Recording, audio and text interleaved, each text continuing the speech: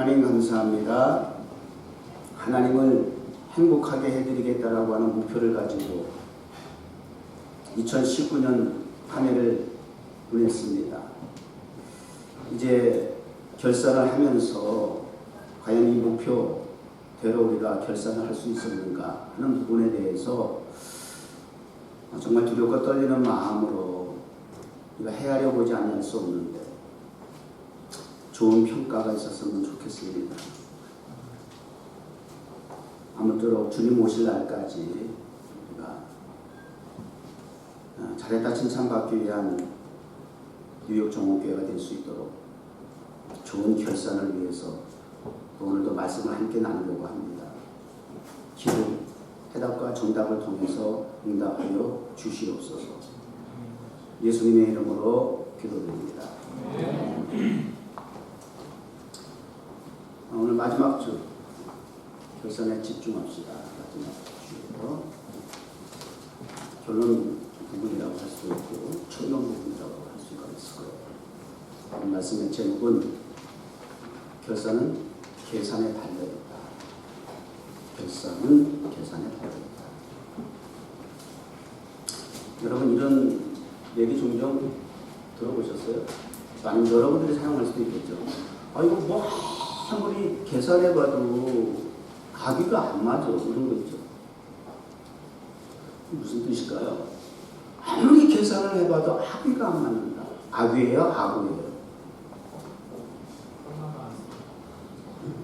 들어보길 이런 표현이 처음 들어봐요? 네. 좀 좋아. 잘못하면 점점 여러분들 보기에 제가 꼰대가 될 수 있겠다는 생각이 들어봤거든요. 무슨 이런 표현을 다 할까? 아무리 계산해도 악위가 안 맞는다는 표현을 써요. 악위라는 얘기는 문자적으로 앞, 뒤라는 뜻이에요. 그 다음에 이렇게 연결부위, 끼움새 그런 부위예요. 악위가 안 맞는다. 그러니까 틈새가 있고 간격이 있어서 딱 들어맞지 않는다. 앞뒤가 안 맞는다. 우리 식으로 표현하면 예산 세운 대로 결산이 맞지 않는다. 아무리 계산을 해봐도 어떻게 예산 세우는 거하고 왜 안 맞을까에 대한 부분에 대해서 걱정하는 거죠. 그래서 악위가 안 맞아. 답답해하는 겁니다. 두 가지 원인이 있을 거예요. 하나는 내가 세운 그 예산대로 계획한 대로 결산이 안 맞는다에 대한 불안감?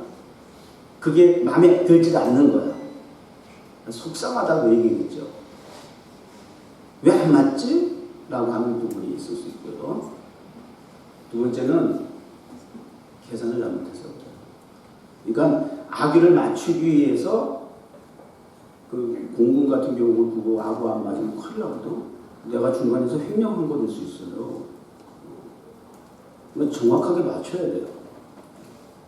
거기 오해받는 소지가 있기 때문에 담당자가 그 돈 자기가 뺏었나? 남아도 안 되지만 모자라도 안 되는 거예요. 그래서 밤을 새서라도 계산을 자꾸 반복해야 돼요. 그래서 어떻게 하든지 잘 맞추기라도 하지만 않으면 안 된다는 그런 또 역시 걱정, 불안감 그런 게 있을 거예요. 그래서 오늘 부제를 달라고 한다면 악위를 맞춰라가 맞을 거예요. 악위를 맞춰라. 지난 15년 동안의 뉴욕 정원교회 시작과 오늘까지 지난 1년 동안 한 해 동안에 하나님 행복하게 해드리자고 하는 목표에 맞는 예산과 계획과 결론과 결산 부분에 도달해서 과연 어떤 결산을 우리가 도출했는가? 맞았는가? 하나님은 행복하게 해드렸습니까? 라고 하는 그 결산에 도달했는가? 그것이 안 됐다고 생각이 되니까 하고가 안 맞아 이렇게 속상해할 수 있는 거예요. 근데 안 맞는 원인이 계산은 잘했는데도 불구하고 안 맞을 수도 있고 또 계산이 서툴러서 안 맞을 수도 있다. 우리는 어느 쪽이었으면 좋을 것 같아요? 계산을 잘했는데도 불구하고 결론이 하나님 행복하게 해드리지 못했어. 이건 정말 속상할 것 같아요. 그죠? 이건 돌이킬 수 없잖아요. 한 가지 희망은 계산을 잘했는데 계산을 잘하면 되겠다. 조금 시간이 걸리더라도 한 계산을 다시 해보자. 어떻게든 악을 맞춰보자. 남은 시간 동안 이 악을 맞추는데 우리가 좀 집중해보자. 이게 굉장히 중요하겠다.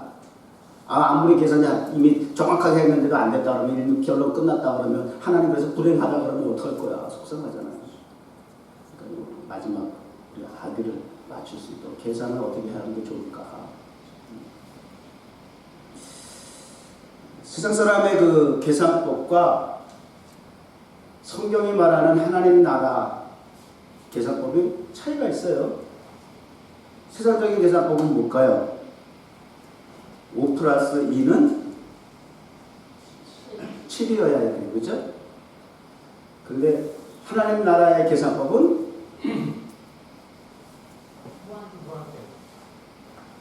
이 주영이가 굉장히 머리 굴면서 지금 계산하고 있어. 뭐야?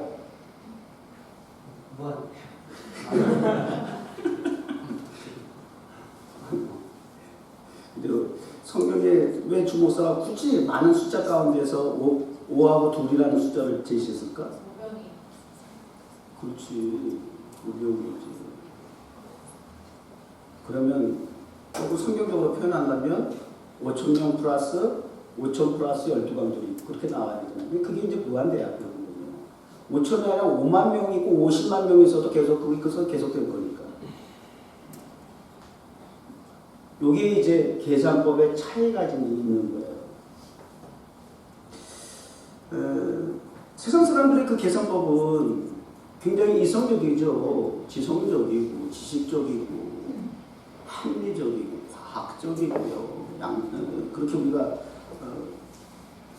그 틀렸다고 할 수는 없을 거예요. 그런데 그 계산법과 하나님의 나라의 계산법의 차이는 어디에서 오느냐?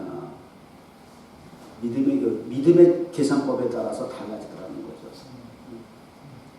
그러니까 우리 세상법 그 계산법만 가지고 살아가면 우리가 자꾸 머리만 굴리게 돼 있단 말이에요. 머리만. 잔머리는 자꾸 쓰게 돼 있어요. 계획을 세우는 것도 있고, 예산을 세우는 것도 있고. 성경은 하나님의 나라는, 하나님의 교회는, 그리스도인은 그러한 세상적인 그런 그 이성적인 것도 필요하지만 놓치지 말아야 할 부분은 이 성경적인 하나님 나라 차원에서의 요구하는 그 계산법, 이 부분을 놓치면 안 된다라고 하는 거. 세상적인 계산법에 자꾸 의존하고 거기에 익숙해서 따라가다 보면 우리 하나님의 나라, 하나님의 교회의 부흥에 대한 부분도 자꾸 거기에 자꾸 우리가 쫓아가다 보면 보이는 외적인 부분이 민감할 수밖에 없어요. 교회 정도이 어떻고 사람이 얼마나 안 보이고 이런데 자꾸 계산을 하게 되면 그게 교회 부흥이고 하나님 기뻐하시는 뜻이라고 하는 목적을 딱 정해버리면, 그러니까 이 목회자가 거기에 이제 만약에 말리게 되면 목회가 힘들어지는 거예요. 피곤해지는 거예요. 지치는 거예요. 자꾸 비교하게 돼. 자꾸 누구는 어떻고 누구는 목사를 저렇게 목회자라고 보는데 나는 왜 평생 목회도 이렇게밖에 못할까, 막 굉장히 자존감이 무너지고 자기 스스로를 자꾸 비하하게 되고 자존감의 상처를 받게 되는 거죠. 그런 부분들에 대해서 자꾸 하나님께서 주께서 우리에게 해답을 제시해 주시는 게 다양한 비유를 통해서 우리에게 말씀하시는 거거든요. 반복적으로 말씀을 드렸지만 1달란트, 2달란트, 5달란트 결산하는 데서 주인의 계산법이 1달란트 맡은 사람의 그 계산법의 차이가 있었잖아요. 철저하게 인간적인 계산법을 추구했던 이 1달란트 맡은 사람은 주인의 계산법과 대치되는 부분을 가지고 있는 거예요. 이런 부분들이에요. 우리 신앙생활도 계속해서 이런 세상적인 법을 자꾸 추구하다 보면 잔머리만 늘어가지고 하나님의 계산법을 우리가 이해하지 못하기 때문에 자꾸 그런 부분에 대해서 하나님 앞에 인정받지 못하는 결과를 가질 수밖에 없다는 거예요. 신앙의 계산법, 우리 인간적인 계산법에 도움이 돼가지고 신앙이 병들면 안 된다는 얘기예요. 그렇지 않으면 계속 우리는 종교 생활을 벗어날 수밖에 없어요. 내가 이렇게 했기 때문에 주님이 이렇게 반응할 것이야 라고 계속 인간적인 계산법을 가지고 딜을 하듯이 그렇게 되면 이 관계성이 성숙할 수가 없어요. 자, 따라서 하나님의 계산법은 내 머리라는 건 뭐예요? 내 생각, 내 이성, 내가 배운 지식, 내가 겪었던 경험 이런 걸 통해서가 아니라 우리 그러죠. 주님의 몸된 교회의 머리가 되시는 예수 그리스도 그러죠. 교회의 머리가 되신 주 예수 그리스도의 크신 은혜와 축도하기를 그렇게 기도하죠. 왜 머리라고 표현했을까? 머리가 계산하는 거예요. 하나님의 교회 그리스도인들의 계산은 머리는 주 예수 그리스도가 예수님의 머리를 가지고 계산을 해야지. 교회의 머리가 그리스도의 머리가 예수 그리스도라고 한다면 그 계산을 하는 뇌 지능이 있는 이 머리 이 부분을 예수님의 머리로 이거 바꿔야 돼요. 구조적으로 이걸 바꾸지 않으면 안 된다는 거예요.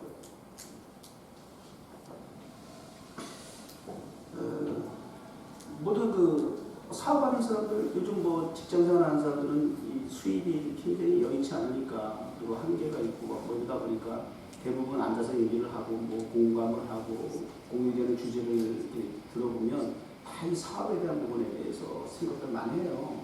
어떻게 하든 사업을 해야 뭔가 인컴에 대해서 변화가 있으니까. 이거 맨날 이거 뭐 월급 받아가 생활하니까 이게 변화가 너무 답답한 거예요. 미래가 안 보이는 거죠. 그래서 앉는 사람들이 어떻게 하면 사업을 잘해볼까. 사업이라고 하는 것은 저 비용을 들여가지고 고소득에 대한 부가가치를 늘 염두에 두는 거거든요. 하든지 조금 투자해가지고 많이 걷어들인다.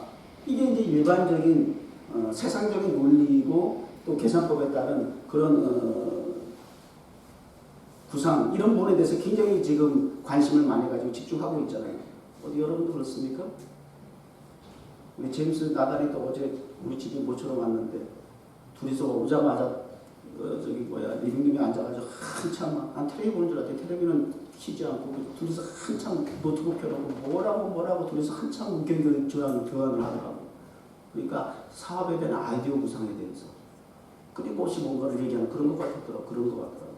이게 맞을까 저게 맞을까 뭐 이런 얘기들을 대화를 하는 것 같더라고요.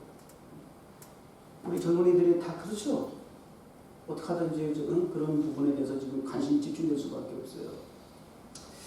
자, 계산법을 가르쳐 드릴게요. 주님의 머리로 계산합시다. 네. 주님의 머리, 하나님의 말씀으로 계산하는 법을 배워야 된다는 거예요. 어떤 영역이든 간에, 어떤 범위든 간에 이게 다 통하게 되어 있어요. 오병이의 기적 경험하고 싶지 않습니까? 그게 우리 목이 돼야지. 우리가 나타낼 수 있는 결산이 되어야 될 거 아니에요. 오늘 본문에 있는 말씀도 보면 하나는 망대를 세우는 비유가 있고요. 하나는 전쟁에 나가는 비유가 있어요. 망대를 세운다라고 하는 것은 건축물을 상징하는 것이니까 그 건축을 완성하기 위해서는 비용이 들어가야 된단 말이에요. 비용. 또 하나는 왕이 전쟁에 이제 군사들을 데리고 나가야 되는데 상대가 나는 1만이고 상대는 2만이라 이거 게임이 안 됐잖아요. 그렇기 때문에 그 세상적인 지능으로 볼 때는 계산법으로 볼 때는 숫자 노름이거든요. 그래서 비용이 얼마다 또 숫자가 얼마다에 따라서 그것이 힘이고 그것이 어떤 결과물을 가져올 수 있는 방법이란 말이에요. 그렇지 않은 가운데서 무리하게 시공을 하게 되고 예산도 확보되어 있지 않고 전쟁에 나가 싸워서 이길 수 있는 어떤 군사력이 준비되어 있지 않는 상태에서 그냥 막 일방적으로 막 그냥 계산 없이 나갔다가는 이거는 완성도 못하고 망한다고 말이에요. 사람들한테 망신만 당한다고 말이에요.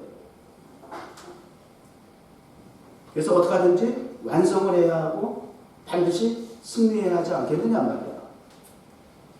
그런 부분에 대해서 지금 우리 예수님께서 비유로 우리에게 제시하시고 또 어떻게 하는 것이 좋을까라고 하는 부분에 대해서 우리 다 그때나 지금이나 모든 사람들이 동일하게 지금 공감하는 부분이야. 그죠? 그 부분에 대해서, 그 관심사에 대해서 예수님을 따르는 제자들에게도 지금 그런 관심사가 있는 거야. 예수님은 대중들하고 이렇게 같이 접촉해서 말씀도 나누시고 하시다가도 오늘 본문 같은 경우에요. 틈틈 짬짬이 제자들에게, 야 너희들은 뭐 이렇게 해서 또 우리 제자들 또 따로 관리하시고 교육을 시켜주세요. 그래서 이건 지금 또 제자들에게 잠깐 짬을 내서 대중과 이렇게 말씀 나누고 하시다가 또 짬을 내서 제자들을 관리하는 차원에서 주시는 말씀이에요. 제자들에 대한 부분이에요. 제자들 너희들에게는, 제자들도 가만히 들여다보게 되면 우리 결론적인 부분에서도 우리가 그들의 속내를 알 수 있잖아요. 주님의 나라가 언제예요? 주님의 때가 언제입니까? 막 이러잖아요.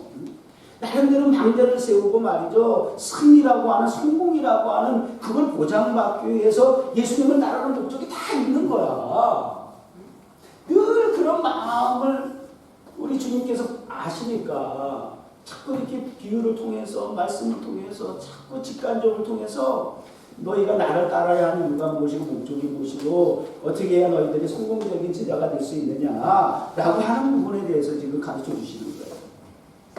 우리 뉴욕정원교회가 15년 되고 또 한 해를 지나왔지만 우리 주님께서 원하시는 뉴욕정원교회, 저와 여러분 제자에 해당하세요? 그냥 대중입니까? 제자입니까? 그냥 따르는 구경꾼이고 무리의 한 사람입니까? 예수님을 지금 거리에서 보좌하고 말씀을 직접 듣고 말씀에 따라 순종하고 예수님을 잘 받들고 섬기는 보좌관 같은 제자입니까? 어느 분입니까? 적어도 제자라고 한다면 이 말씀을 우리가 들어야 된다고 말이에요. 그래서 어떻게 비용을 준비해야 하는 것이 중요한 것이냐, 그리고 전쟁에 나가기 위해서는 어떻게 승리해야 하는 것이냐, 준비 안 되면 안 된다. 예산, 계산 똑바로 세워야 된다. 후무맹랑하게 세우지 마라. 인간의 욕심으로 해결될 일이 아니다. 그동안 망신만 자초한다. 그러다가 죽어. 그 비용이 없을 때에는, 그 전쟁에 나갈 때는 그 대가가, 건축은 비용의 문제지만 전쟁에 나가는 것은 목숨이 달리는 거야. 그 대가가 치고는 내가 죽고 사는 문제가 달렸기 때문에 이게 얼마나 중요한지 몰라.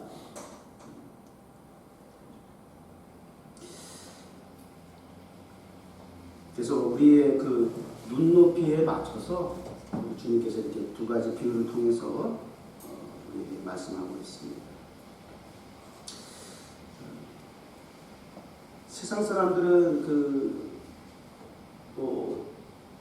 율법도 그렇게 돼 있어요. 이는 이, 눈은 눈, 뭐 이렇게 보복이라고 그러죠, 복수라고 그러죠. 이걸 정당하다고 그러고 응당하다고 합니다. 신분대로 거둔다 이렇게 얘기할 수도 있을 겁니다. 근데 하나님의 나라에 주님이 가르쳐 주신 이 계산법은 신학에 와서 보니까 좀 달라졌어요. 누가 너무 오리를 가자 그러거든 신이 가져라.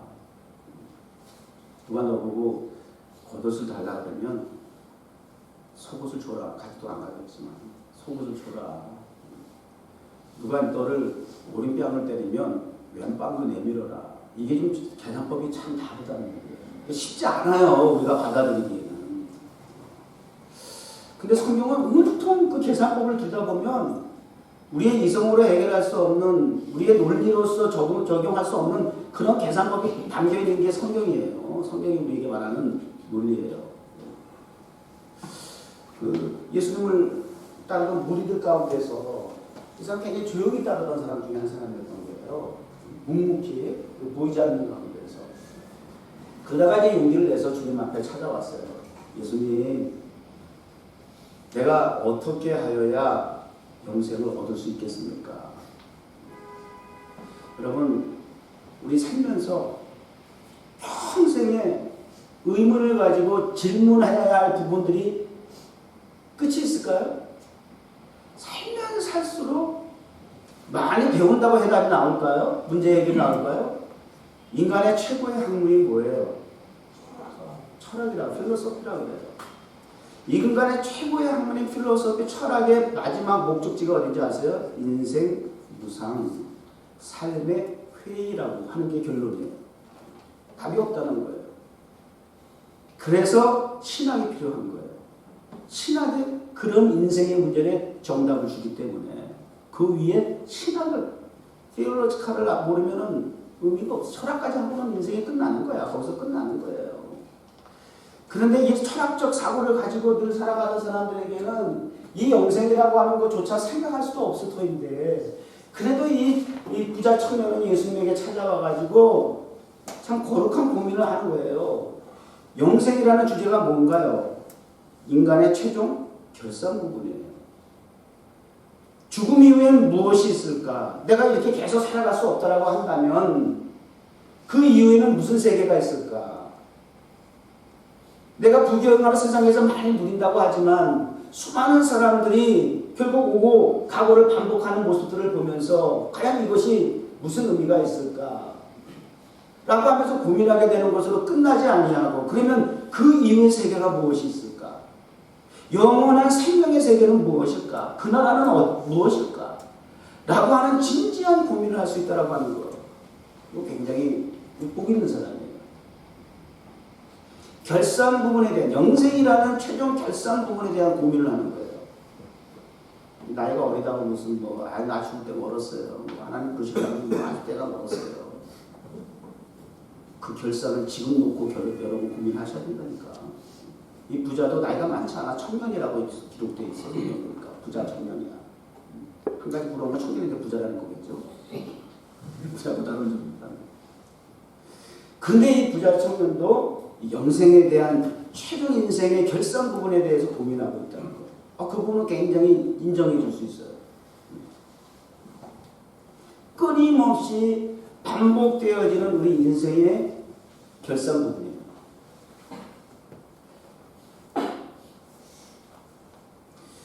이 결산 부분에 대해서 우리 주님께서 답을 주시잖아요. 계명을 지켰냐? 그때 계명 다 지켰대요. 그다음에 주님께서 이제 이렇게 마지막 당부하죠. 그러면 내 소유를 다 팔아서 가난한 자에게 다 나눠주고 그리고 너는 나를 따라라. 지금 이 부자 청년은 뭘 질문했어요? 영생을 질문했어요. 그러면 영생에 대한 답을 우리 주님이 주셔야죠. 목사에게 찾아와가지고 내가 어떻게 해야 좀 부자가 될 수 있어요? 내가 어떻게 해야 좀 공부 좀 잘할 수 있어요? 내가 어떻게 해야 좀 출세할 수 있어요? 내가 어떻게 해야 좀 인기를 얻을 수 있어요? 지난번에 또 보니까 구하라가 또 자살했더만 계속 어린애들이 한때 그냥 세상의 스타라고 말이지 그렇게 뭔가 이렇게 막 젊은 애들이 그렇게 부러워하던 자리에 있던 아이들이 계속 자살해. 그러한 인간적인 계산을 가지고 성공이라고 하는 척도를 자꾸 재고 누리려고 하다 보니까 한계가 도달하는 거야. 거기서 자기 스스로 목숨을 버리는 거죠. 이런 일들이 지금도 계속 비일비재하게 일어나고 있고 지금도 그런 부분에 대해서 살아야 되나 죽어야 되나 고민하는 사람이 있을까 없을까? 거기까지가 한계인 거야. 거기까지. 그런데 이 사람들한테 이 영생의 문제에 대한 이 답을 제시해 줘야 되잖아요. 가르쳐 줘야 자꾸 들어야 되잖아요.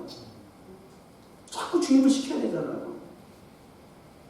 이 부자 청년에게 있어서는 들을 곳이 없다고 하겠지만 그럼에도 불구하고 영생의 목마름이 있더라는 거예요. 그러니까 참 일단은 예수님에게 나와가지고 참 좋은 질문을 했어요. 가능성을 보았어요. 근데 이 영생의 문제를 해결하는 게 참 정말 영생은 구원이잖아요. 이 구원의 문제를 해결한다는 것이 참 정말 쉽지 않다라고 하는 거. 계명도 지켰다는 거예요. 우리 종교생활 잘했다는 거야. 때가 되면 주일날 와서 예배도 드리고 봉사도 하고 하여튼 우리 식으로 표현하면 종교생활 잘했다는 거예요.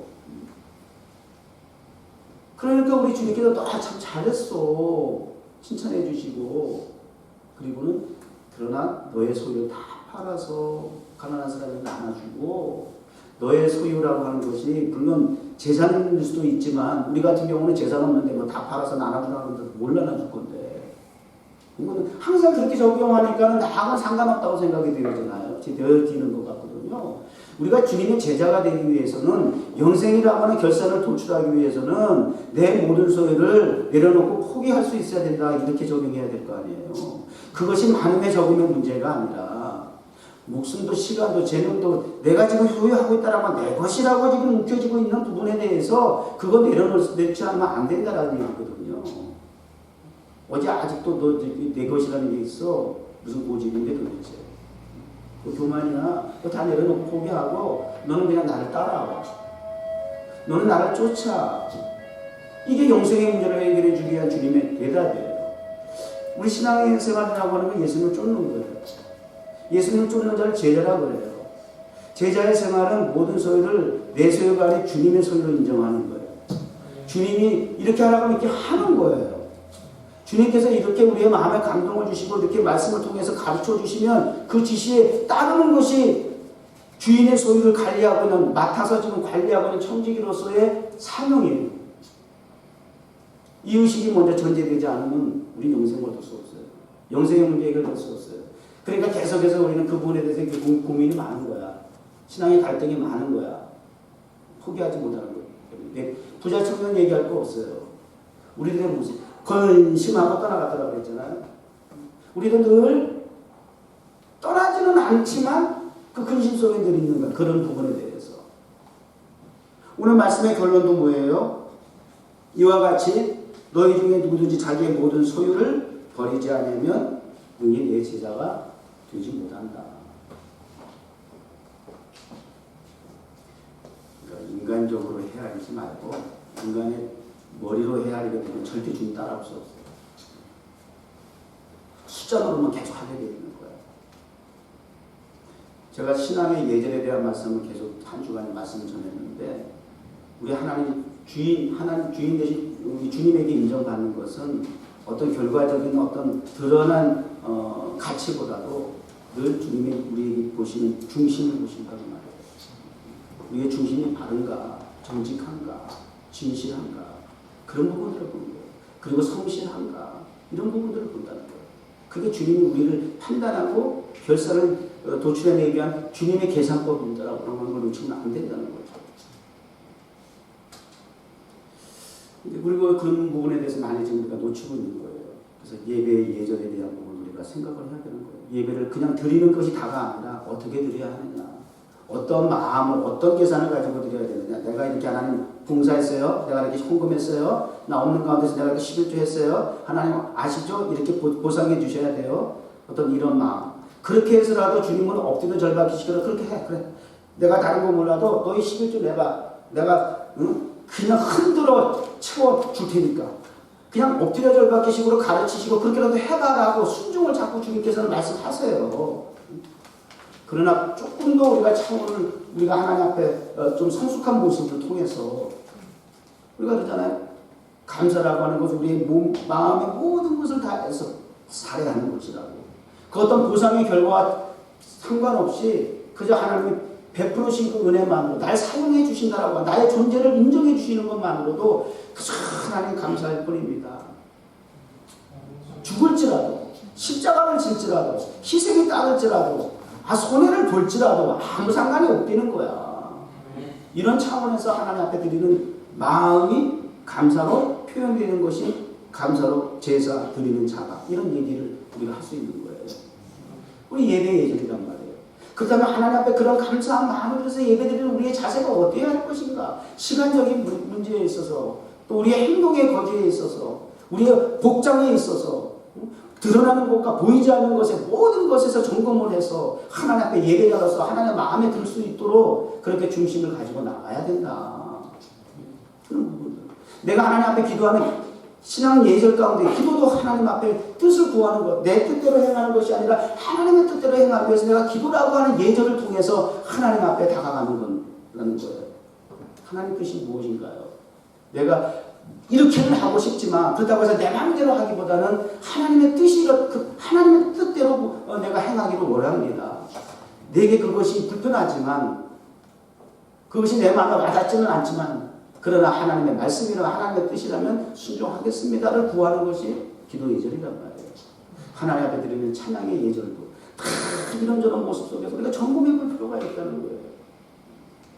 그런 부분들을 통해서 우리 하나님께 인정받을 수 있는 그런 신앙의 예전 이런 것들이 계산법으로 우리가 가지고 있어야 된다는 거죠. 성경에 이런 계산법을 통해서 성공한 사례가 너무나 많잖아요. 홍해 바다 어떻게 건넜어요? 발전기 뭐 돌렸나요? 뭐 어떻게 해야 홍해 바다를 건넙니까? 추격해오는 애국 군대 어떻게 해서 전쟁에서 이겼습니까? 오늘 성경에서 가르치는 대로 도대체 숫자 싸움에서 이겼습니까? 무슨 준비된 이 무기가 대단해서 이겼습니까? 좋은 결과를 가져왔습니까? 인간적인 계산법은 그 상황에서 어떻게 해야 돼요? 진퇴양난의 상황 속에서 어떻게 계산법에 승리할 수 있는, 목숨을 유지할 수 있는 거예요. 이스라엘 백성들의 계산법은 뭔지 아세요? 왜 데리고 나왔어? 이럴 줄 알았으면 그냥 애굽에서 살았을 걸. 차라리 그냥 애굽에서 노예로 살지라도 이렇게 죽음의 위협 앞에 있지는 않았는데 이거 뭐야? 왜 데리고 나와서 우리를 이렇게 가지도 못하고 돌아가지도 못하고 결국 다 이렇게 죽게 만들었어. 이스라엘 백성들의 그 계산법은 철저하게 노예 근성을 가지고 있는 계산법이에요. 죄 아래, 죄 인의 계산법을 가지고 있는 거예요. 그러니까 귀에 말했으면 계속 하나님의 계산법을 통해서 지도자 모세로 하여금 계속 그 고비와 위기를 넘겼는데도 불구하고 이 징글징글한 이 노예, 죄의 노예의 계산법을 버리지 못하는 거야. 근데 하나님의 계산법은 어떻게 됐어요? 모세가 그냥 두 팔 들고 기도하는 거야. 하나님 앞에 지팡이 손 들고 하나님 앞에 기도하는 거야. 기도가 계산법이 돼야지 뭘 자꾸 골머리 써요. 여러분 그 머리 아무리 쥐어짜봐 한계가 있잖아요. 뭐 안 돼. 아무리 쥐어짜도 아구가 안 맞으면 그냥 기도해. 덮어놓고 하나님 길을 제시해 주세요. 하나님 답을 가르쳐 주세요. 하나님 좋은 아이디어 좀 생각나게 해주세요. 기도 계산법을 하나님 계산법의 한 방법으로서 기도라고 하는 좋은 계산법을 우리에게 제시해 주셨잖아요. 기도에는 뭐가 나갈 수 없어. 이런 이유가 뭐예요? 귀신을 떠나가게 했거든. 비단 귀신의 문제겠어요? 우리 인간이 해결할 수 없는 유사한 문제들을 다 포함해서 얘기하는 거잖아요. 기도하면 그 문제가 해결된다잖아요. 기도라고 하는 계산법을 우리에게 가르쳐 주잖아요. 그렇게 하나님 앞에 두 손 들어 기도했더니 홍해는 갈라지고 마른 땅과 같이 갈라 건너가고 추격하는 애국 군대는 물에 수장시켜버리고 이거 어떻게 이길 수 있어? 이 전략을, 이 전법을 어떻게 우리가 계산할 수 있어? 우리가 계산 못하는 거 하나님의 계산에서 지도자를 통해서 가르쳐 주시면 그런 중요한 것은 순종하는 거잖아. 갈라진 바다 속에 들어가야지. 생각해봐. 얼마나 무시무시하겠어. 양쪽에 갈라진 이 바다, 그 물이 벽이 돼가지고 이른다고 생각해봐. 우리 상상을 해봐도 이게 사실 지나가기가 쉽지 않은 거야. 우리 막 높은 계곡에 다리만 출렁다리 같은 거 건너가면 무섭잖아. 출렁출렁하면 이게 막 빠져. 그 동영상 보니까 막 우는 사람도 있더만. 막 그런 느낌 동영상 해가지고 작았는데 막 울면 그거 왜 지나가는지 몰라. 막 그걸 즐기면서 가는 사람이 있어. 막 익사이팅하다고 스릴 있다고 막 그러면서 그 지나가는 사람도 있고 말이죠. 우리는 어느 쪽입니까? 울면서 그 바닥에서 헤맵니까? 그 유리로만 투명한 유리로 해가지고 밑에 계곡에 그런 것도 있죠. 그래가지고 막 울더라고 막 사람이 거기서 앉아가지고 그걸 찍고 막 재밌다고 그러는데 그렇게 우리가 신앙생활하는 건 아니냐 그 말이에요. 투명한 세상 계곡 밑을 바라보면서 안전해 안 안전해? 투명하지만 보이지만 분명히 거기에 유리벽이 있거든. 다리가 있거든. 안전한 다리가 돼 있는데 그 위에서 계속 울고 있는 거야. 울고 있는 거야. 어떤 사람은 즐거워 그걸 즐기는데 주변 경관을 구경하면서 그 계곡을 구경하면서 즐기면서 그 다리를 믿고 지나가는데 울면서 막 이렇게 막 지나간단 말이야. 그런 거 봤어 못 봤어? 도대체 공감을 하겠다. 야, 여러분의 표정을 내가 이해를 못하겠어. 굉장히 미스테리야. 여러분 표정이 정말 읽지 못하는 고수야 고수. 그래서 내가 좀 공감을 해줘야 내가 이게 얘기하면서도 또 흥이 날 텐데 내가 무슨 별나라 얘기하는 것 같기도 하고. 근데 무슨 얘기인지는 알겠어요? 네. 감각적으로? 이스라엘에서도 딱 그치 알아야지. 그거 거기서 우는 거랑 똑같은 거야. 울고 지금 말이야. 아무 일 없는데 안전한데 말이죠. 보이는 세계만 바라보고 계곡 밑에 저 떨어지면 어떡하지? 이런 보이는 것만 보고 그 투명한 유리, 유리 다리는 보지 못하는 거야. 하나님의 세계가 보이지 않는 것 같으니까, 주님이 보이지 않으니까 도대체 믿어지지는 않고 믿는다고 하면서도 이스라엘 백성처럼 기회만 있으면 위기만 다가오면 우는 거야. 이게 얼마나 되게 웃기지, 그죠? 그 동영상 보면 좀 바보 같았잖아, 바보. 즐겨야죠. 감사하고 즐기고, 야, 주변을 다 돌아보면서 막 여유 있게. 이게 하나님의 계산과 내 계산법까지 살아가는 이게 차이가 이렇게 달라요. 끝이 없어요. 나만 장군 문둥병 어떻게 고쳤어요? 그의 계산법은 뭐예요? 나만이 장군이고 말이죠. 그 영웅이에요, 그 나라에. 그러면 온갖 좋은 의학과 의술의 혜택을 받을 수 있을까 없을까? 왕이 직접 자기 전문의를 보내서 치료도 하게 하고 온갖 혜택을 다 받고 누렸어요. 그런 인간적인 수단과 계산법을 가지고 아무리 자기 몸에 자기가 아무리 세상적으로 영웅이 뭐예요? 문둥병이면 세상 앞에 나갈 수가 없는데 얼마나 부끄러운 일인데. 인생 종치는 건데. 그러니까 그 문제 해결할 수 없으니까 유명하다고 하는 용하다라고 하는 일을 찾아가게 되고 말이죠. 그래서 결국 어떤 처방을 받았어요? 요단강물에 가서 7번 목욕하라고 말이죠. 그게 예수 믿는 사람의 계산법이야. 목사가 가르쳐줄 수 있는, 선지자가 가르쳐줄 수 있는 계산법이야. 아니, 사업을 어떻게 하면 잘할까요, 목사님? 그러는데, 그러면 저 비용 저기 결산을 가져오기 위한 어떤 특별한 무슨, 그런 걸 내가 어떻게 알아? 기도합시다. 그럴 수밖에 없지. 근데 기도합시다만큼 더 중요한, 더 복된, 더 확실한 계산법이 없다니까. 그냥 믿으세요. 아니, 무장강에 들어가. 그게 말도 안 되잖아. 이런, 하고 막 노래하고 이러면서 돌아가지만. 한 사람이 지혜 있는 사람 역할이 그렇게 중요해. 아니, 그거 7번이나 100번 하나 못하겠습니까? 문제만 해결될 수 있다면? 왜 인간적인 계산법을 자꾸 그걸 놓지 못하고, 그러게, 들어가서, 그 7번 요단강에 가서 목욕이가 났어요, 안 났어요? 이런 거잖아요, 이런 거. 홍해바다뿐만 아니라 요단강을 건너는 것도 그렇고, 여리고의 전투에서도 그렇고, 인간적인 계산법으로 이게 될 일이냐고요. 가나안 땅 약속했던 가나안 땅 정보가 다스리는 이게 가능한 일이냐고요. 가데스 바네아에서 12명이 정탐꾼 보냈더니 그런 거 하지 말아야 돼. 참 사람들은 말이지, 그런 기회를 주게 되면 말이죠, 그 기회를 통해서 하나님 위대하시다라고 하는 찬양을 하고 감사를 드리고 말이죠, 여호수아와 갈렙과 같이 말이죠, 저도 우리 밥이야, 이 좋은 땅을 우리에게 주신다고 막, 이래가지고 말이죠, 흥분해가지고 막, 그리고 돌아와서 하나님 앞에 감사하다고 말이죠, 땅 확인했는데 기똥찹니다, 하나님. 이야, 저들의 그 포도주 메고 장성한 떡대 같은 인간들이 말이지, 포도주를 양쪽 어깨다 메고 지나가는데 말이지, 포도송이가 얼마나 큰지, 곡식이 얼마나 풍성한지, 와, 이렇게 기름진 땅을 저희들에게 주시려고.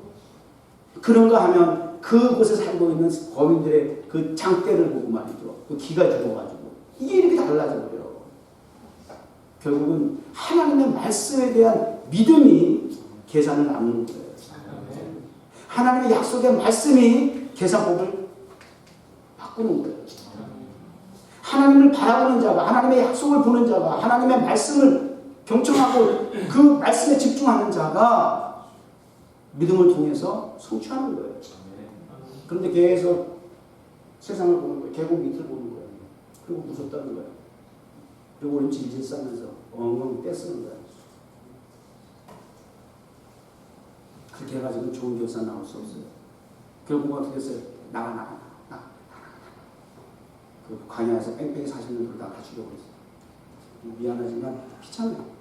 이게 계산법의 차이에 따라서 결산에 엄청나게 차이가 나는 거예요. 너무 그 차이가 한쪽은 너무 참혹해요. 이를 갈며 슬피 울림이 있으리라. 미래는 다스려도 그랬고, 빼앗긴 달란트를 맡아서 관리했던 자도 그렇고, 다들 막 이를 갈면서 슬피 통곡을 하는, 애곡하는 그러한 결과를, 비참한 결과를 가져오게 된다는 거예요. 계산 잘해야 한다니까. 계산 잘해서 우리 신앙생활 계산 정말 중요해요.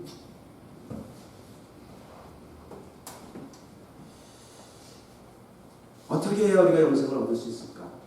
그렇게 해서 고민을 하세요. 그렇게 고민하면서 접근하다 보면 영생이라는 본질에 가까워지는 거예요. 이거 놓치지 마세요. 아직 내가 그런 부분에 있어서 확신이 부족하더라도 그 고민을 계속하세요.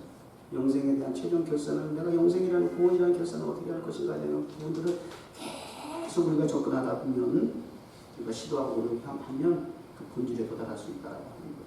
우리가 놓치면 안 되는 거예요. 그래서 찬송가도 있죠. 예수로 나의 구주사 성령과 피로써 거듭나는 이 세상에 모든 가치는 다 평가자라가 되고 오직 하늘의 영광 누리고 보리로다. 하늘의 영광이라는 영생이라는 결산 그 본질을 누리고 볼 수 있는 것은 예수로 나의 구주를 삼는 거예요. 그게 제자도가 되어야 되니까 내가 항상 그래가지고 영생의 문제 해결할 수 없어. 그거가 되지 않아. 오늘 찬송도 불렀잖아요. 주의 말씀 듣고서 준행하는 자예요. 반석에 터 닦고 집을 짓는데 비가 오고 물 나도 바람 불쳐도 무너지지 않는다. 그런 집을 지어야죠. 세상 보는 사람들도 역시 계속 집을 짓고 있어요. 삶은 인생이라고 하는 삶을 살아서 성공이라고 하는 집을 짓고 있어요. 눈에 보이는 가시적인 주거지인 집도 짓고 건물도 짓고 막 빌딩이 끊임없이 올라가잖아. 어느 빌딩이 더 높은가 그냥 경제하듯이 막 올리잖아. 그걸 지나가면 보면서 우리는 참 부럽지도 하잖아. 야, 이 건물 주인은 누굴까? 이곳 이런 데서 사는 사람도 도대체 어떤 사람입니까? 우리는 끊임없이 이런 인간적인 머리 계산을 가지고 자꾸 그들을 우리가 보잖아요. 평가하잖아요. 영생이란 부분을 자꾸 놓쳐버리고 그렇게 세상 사람들도 계속해서 집을 짓는다는 거예요. 그러나 반석 위에 짓지 아니하고 모래 위에 짓는다는 거예요. 반석 위에 세운 집은 넘어지지 않습니다. 무너지지 않습니다. 우리의 세운 공력에 따라서 영영 상벌이 나누어지게 되어 있다는 거예요. 믿음의 반석을 위에 집을 지으면 무너지지 않지만 아무리 세상적인 바벨탑을 쌓는다 할지라도 믿음의 기초가 되어 있지 않으면 그건 무너지게 되어 있다는 거예요. 잘 짓고 잘 짓세요. 우리 믿음의 집 잘 짓세요. 저가 비용 들여가지고 집을 지려고 그 비율이 있다나 그 시멘트하고 모래하고 비용을 줄이려고 시멘트 줄이고 모래를 더 많이 집어주겠어요? 그 집 무너지는 거예요. 상품 백화점장 나는 거예요. 다리가 무너지고 백화점이 무너지고 빌딩이 무너질 수밖에 없는 거잖아요. 거기에 대한 대가는 물질적인 비용의 문제가 아니에요. 사람 생명이 달린 거잖아요. 그 정도로 우리가 결산에 대한 부분을 우리가 좀 더 집중을 해야 될 것 같아요. 영생에 대한 우리 목적, 제자도에 대한 그 결산에 대한 우리의 목적이 어딘지를 다 돌아볼 수 있어야 되겠다 생각합니다. 말씀을 마칠게요. 이런 말씀 있죠. 오라 우리가 서로 변론하자. 오라 우리가 서로 변론하자. 누가 하신 말씀입니다. 오라 우리가 서로 변론하자. 누가 하신 말씀이에요? 하나님 누구에게 하신 말씀이에요? 주인에게 하는 얘기죠. 오라 우리가 서로 변론하자. 대화하자. 그 이유를 얘기하세요. 너희의 죄가 진홍같이 주홍같이 빨갈지라도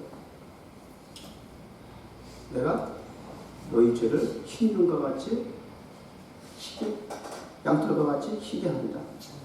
이게 무슨 얘기인지 아세요? 영생이라는 결산을 도출하기 위해서 몸부림치는 인생들에 대한 주님의 최종 초대장입니다. 마지막으로 변론할 수 있는 마지막으로 최후 진술권이라는 게 있어요. 법정에 가면 최후 진술권을 부여해 주시는 거예요. 마지막 영생이라는 결산을 하기 위해서 최후 진술권을 보장해 주는 거예요. 근데 그것이 때가 있대요. 지금은 은혜 받을 만한 때요, 구원받을 만한 때라고 성경은 말하고 있어요. 이때에 우리를 초청하셔서 와, 오늘 함께 예배 드릴까? 오늘 예배의 목적이 뭔지 알아? 우리 주님께서 만나주시면 우리의 죄 문제를 해결해 주신다. 영생의 문제를 죄의 문제 해결하지 않고 어떻게 영생의 문제가 해결될 수 있어요? 다 우선순위가 있는 거죠. 죄의 문제 해결해 줄게. 평가가 완전히 달라진다니까. 죄인이라고 치부됐던 세리는 그냥 성전의 안에도 들어가지 못하고 한쪽 구석에서 그냥 죄인입니다. 괴로워하고 통해하고 나는 죄인입니다.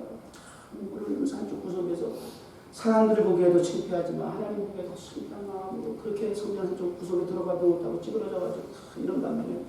그냥 도포를 입고 그냥 화려한 치장을 하고 말이죠. 딸랑딸랑거리면서 말이죠.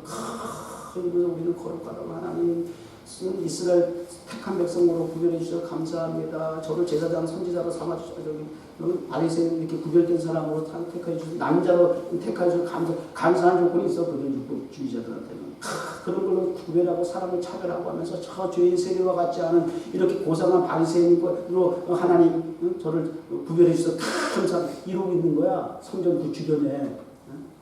그런데 예수님의 평가는 다르잖아요. 오히려 바리새인들의 그 외식, 그 가면, 그걸 오히려 철퇴를 쳐버리고, 그리고 오히려 죄인으로 치부되었던 세리에게 주님은 인정을 주잖아요. 참여하고 자복하는 자. 우리 주님은 변론을 통해서 그들의 죄를 사하여 주시는 거예요. 그래서 좋은 결산을 죄인들의 그룹으로 가져갈 수 있었던 것처럼 저와 여러분은 바리새인의 그룹에 들어가면 안 돼요. 교회 안에 있는 바리새인에 대해서 오늘날의 신세대 바리새인에 대해서는 안 돼요. 차라리 죄인일 망정, 세리와 같이 그렇게 좀 사람들에게 손가락질 받을 망정 우리 주님 앞에 솔직하게 정직하게 죄를 구하고 용서하고 이 영생의 문제 해결받을 수 있는 구원의 문제 해결받을 수 있는 그런 참 제자도의 길을 가기 위해서 또 한 단계 더 높여서 나의 모든 소유를 내 것이라 하지 아니하고 다 내려놓고 주님을 온전히 따라갈 수 있는 참된 제자가 되는 그런 결산을 우리가 점검해 나가면서 주님 오신 날까지 그 제자도에 합당한 삶을 우리 교회가 잘 감당할 수 있기를 주의 이름으로 축원하겠습니다. 하나님 아버지, 씨 하나를 심으면 하나가 나오는 세상적인 계산법이 아니라 하늘의 법은 30배, 60배, 100배 이상의 결실이 나온다고 말씀해 주셨습니다. 하나님 아버지, 우병여의 계산법, 믿음의 계산법, 때로 우리 뉴욕 종훈교회가 지난 15년도 그렇게 크신 역사 속에서 함께해 주셨기 때문에 오늘까지 이 자리에 있었음을 가능했음을 고백하지 않을 수 없습니다. 하나님 아버지, 이후에 주님 오신 날까지 뉴욕 종훈교회가 새로운 10년, 15년을 향해서 또 이제 시작을 해야 하는데 이러한 믿음의 예산을 잘 세우게 하셔서 예산과 결산에 딱 맞아떨어지는 거룩한 복음적이고 성경적인 하나님 나라의 계산법이 적용될 수 있도록 주여 축복하여 주시옵소서. 예수님의 이름으로 기도드립니다.